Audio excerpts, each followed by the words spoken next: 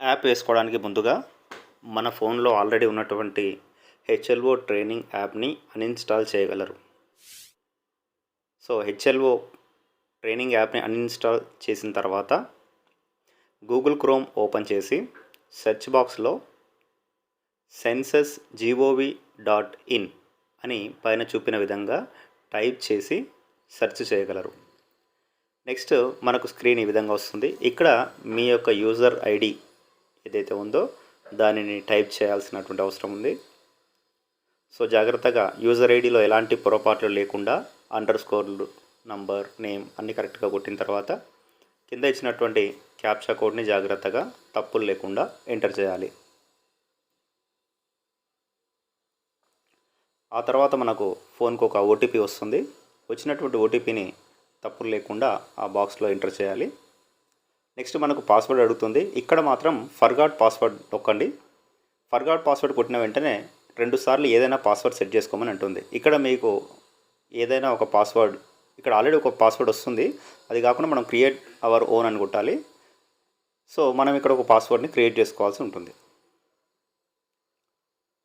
So 8 letters ఉండేటువంటి ఏదైనా ఒక పాస్వర్డ్ని మీరు జనరేట్ చేయండి. తర్వాత ప్లే స్టోర్లోకి వెళ్ళి గూగుల్ ప్లే స్టోర్లో సెర్చ్ బాక్స్ దగ్గర హెచ్ఎల్ఓ అని టైప్ చేస్తే ఒరిజినల్ యాప్కి సంబంధించినటువంటి ఐకాన్ కనిపిస్తుంది మనకు. సో ఇక్కడ మీరు ఒరిజినల్ యాప్ని గమనించవచ్చు. ట్రైనింగ్ యాప్ కాకుండా ఒరిజినల్ యాప్ని మీ ఫోన్లో ఇన్స్టాల్ చేసుకోండి. ఒరిజినల్ యాప్ ఇన్స్టాల్ చేసిన తర్వాత దానిని ఓపెన్ చేసి ముందుకు వెళ్తే ముందుగా మనల్ని యూజర్ ఐడి అడుగుతుంది. పైన యూజర్ ఐడి ఎంటర్ చేసిన తర్వాత మళ్ళీ కింద క్యాప్చా కోడ్ అడుగుతుంది. సో ఇచ్చినటువంటి క్యాప్చా కోడ్ కష్టంగా ఉంటే రిఫ్రెష్ చేసి ఈజీది పొందొచ్చు. క్యాప్చా కోడ్ ఎంటర్ చేసిన తర్వాత ఆటోమేటిక్గా ఓటీపీ వస్తుంది ఫోన్కి. ఓటీపీ ఆటోమేటిక్గా రీడింగ్ అవుతుంది. ఓటీపీ రీడింగ్ అయిన తర్వాత మనల్ని పాస్వర్డ్ అడుగుతుంది. సో ఇక్కడ మీరు ఇంతకుముందు ఫస్ట్ ఇక్కడ ఏదైతే పాస్వర్డ్ని 2 సార్లు ఒకటి క్రియేట్ చేసుకున్నారో ఆ పాస్వర్డ్ని ఇక్కడ ఎంటర్ చేయాలి. నెక్స్ట్ స్క్రీన్ మీద పాత పాస్వర్డ్ని మార్చుకొని కొత్త పాస్వర్డ్ని క్రియేట్ చేయమని వస్తుంది. అక్కడ 2 సార్లు కొత్త పాస్వర్డ్ని టైప్ చేయడం ద్వారా కొత్త పాస్వర్డ్ క్రియేట్ చేసుకోవాలి. కొత్త పాస్వర్డ్ క్రియేట్ చేసుకున్న తర్వాత మళ్ళొకసారి బయటకు వెళ్ళి మళ్ళొకసారి లాగిన్ కావాలని వస్తుంది. అయిన తర్వాత నెక్స్ట్ 4 అంకెల పిన్ నెంబర్ని సెట్ చేసుకోమని వస్తుంది. ఇక్కడ ఏవైనా 4 అంకెల పిన్ నెంబర్ని సెట్ చేసుకోవాలి.